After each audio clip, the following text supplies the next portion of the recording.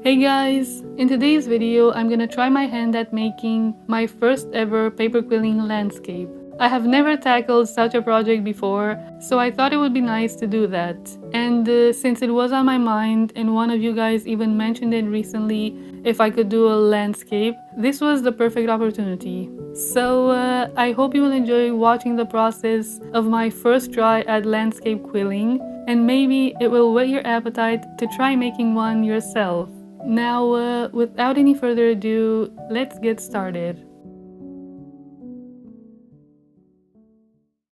For the base of my paper quilling art, I used an art print of a gouache painting I made. This is actually the very first gouache painting I've ever painted. I wasn't planning on using it for paper quilling when I painted it several months ago, but I recently decided to try and see if I can actually use it for a landscape paper quilling art piece. I love meadows of flowers and greenery growing together, so this was an interesting design to use for paper quilling.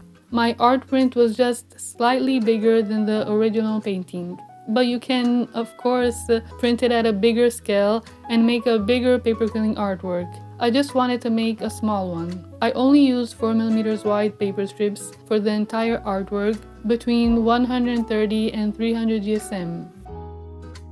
I started out by making a white border for my paper quilling art. I used thicker paper strips for this step. I actually glued together two paper strips to each other to make sure that the border won't curl up or warp over time.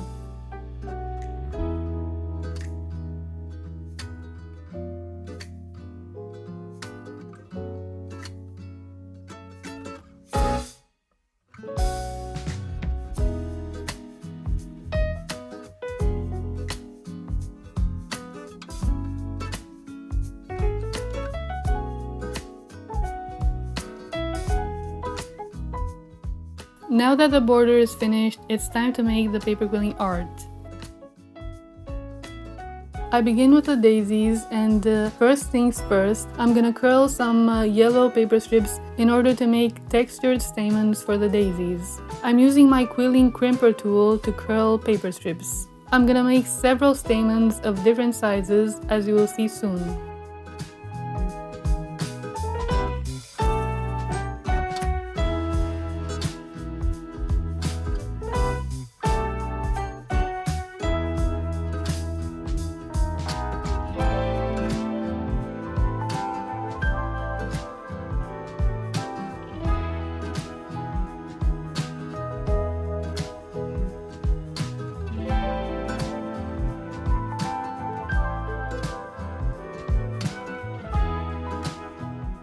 I'm just measuring the painting with my eyes to see how big I want the stamens to be. I do that often with my paper quilling art, as you might have seen. I also made these smaller elements which represent the daisies that will be far in the background of the field I painted. Even in real life, you can't see the details of the flowers that are far away in the field, so I decided to make these shapes to glue them in the background.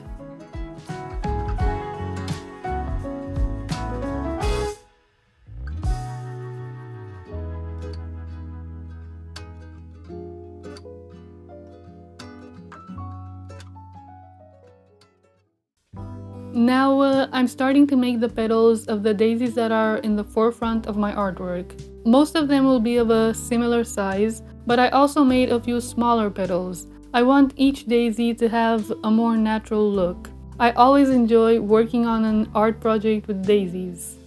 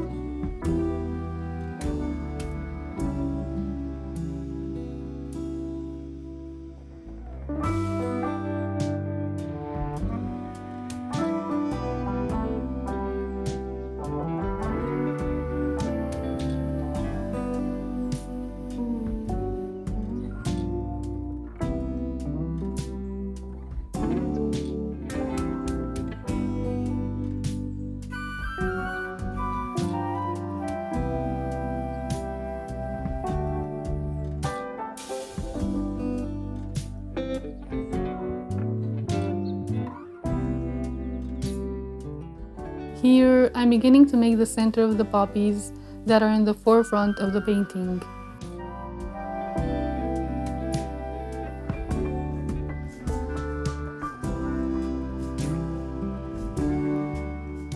I open the swirl up, as you can see, in order to make a tighter center with my fingers. This is optional. You can just use the quilling slotted tool and not bother to roll with your fingers.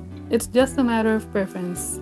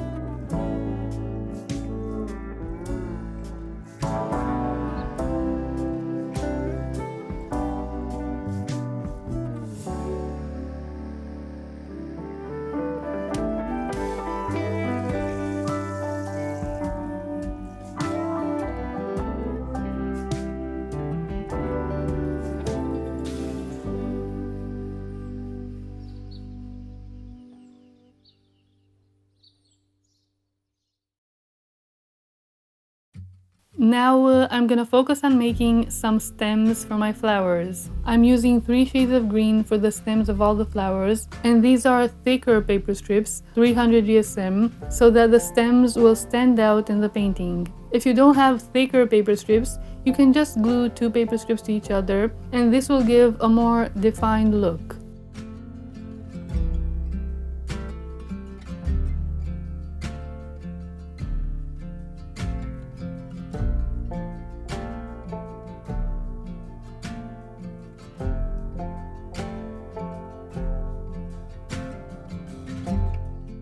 You can see here that I'm using my quilling slotted tool to shape some of the stems and give them a wavy look.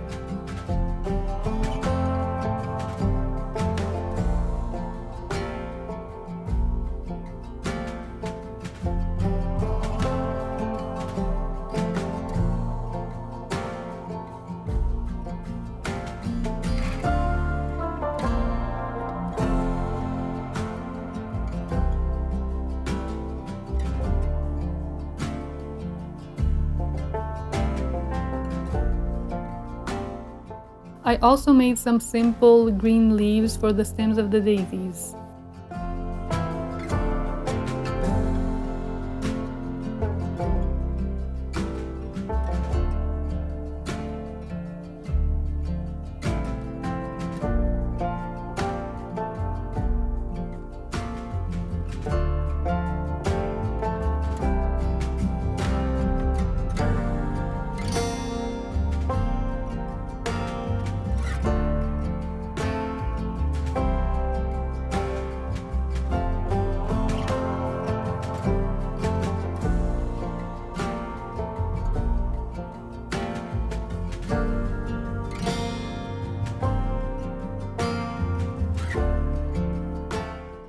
Now I'm going to tackle the scariest part of my artwork, the poppy petals. Poppies are always more difficult to make because of their unique wavy petals. I decided to just go with the flow and crinkle paper by making creases here and there on the paper strip.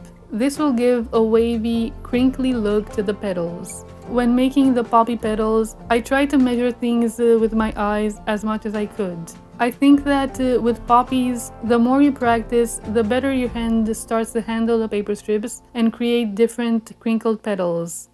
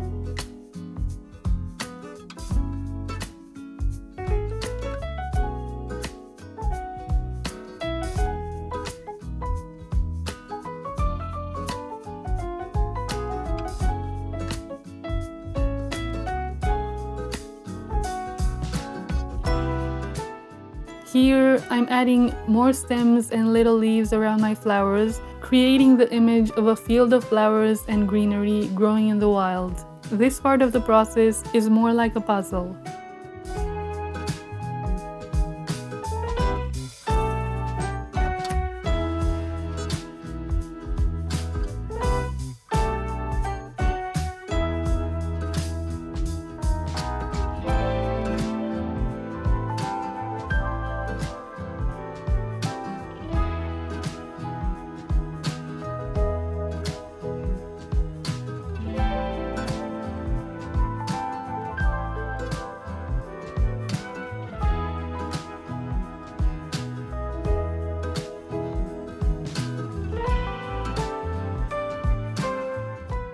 Next, I made some squiggly shapes that will represent the trees which are far away in the fields. The trees will act like a hedge that separates the sky above from the fields below.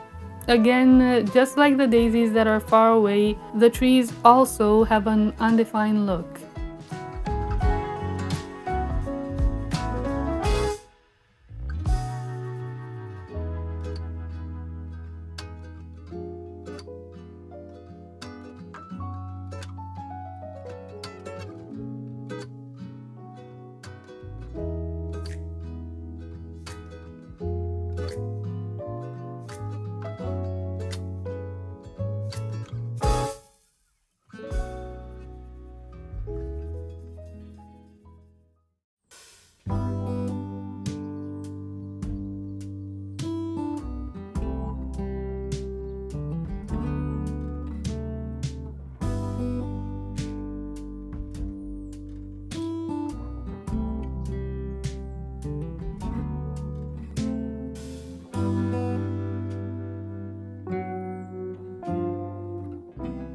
My last step is making the clouds, for which, again, I used both my quilling slotted tool and my fingers in order to create rounder coils.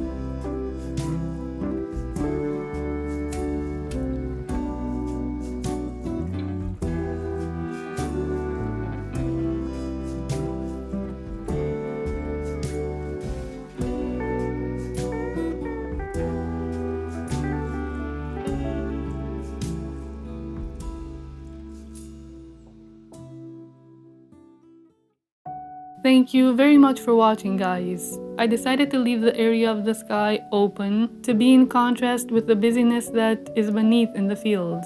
I am very happy that I could finish such an artwork, my first ever paper quilling landscape, and I hope that I can one day try and make a landscape again. I really enjoyed it.